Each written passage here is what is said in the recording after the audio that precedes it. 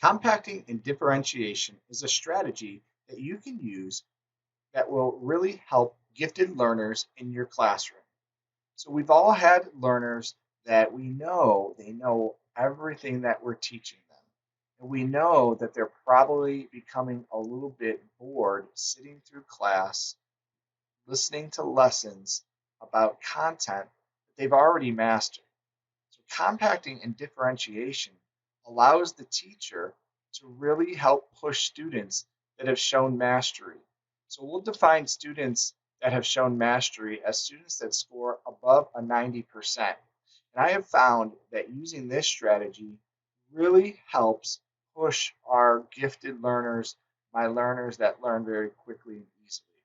So they get deeper learning, their learning becomes more depth, and it really challenges them to go above and beyond what they already know. So the first thing is I give these students a fact sheet. It's kind of like a study guide. So you can give it to them and let them look at it for 10 or 15 minutes in class. I usually give it to them over the night before, and I give it to anybody that wants one. So the next day when they come in, or later in that class, after they've had time to review over this, I give them a pretest. And this pretest is for anybody that wants to take it.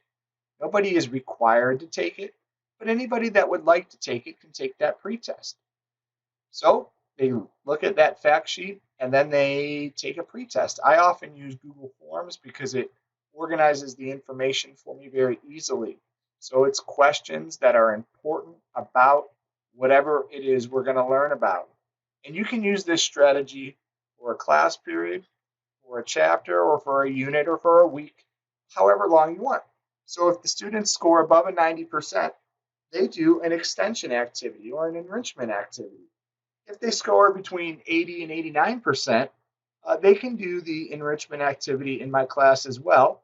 But I also couple that with this learning contract. And the learning contract basically tells them what they've shown mastery of and also what parts they have not. The parts that they have not, they have to then go back and pay attention during class instruction during that. Now, with the learning contract, it also has rules and guidelines that they need to follow as they work on the enrichment activity.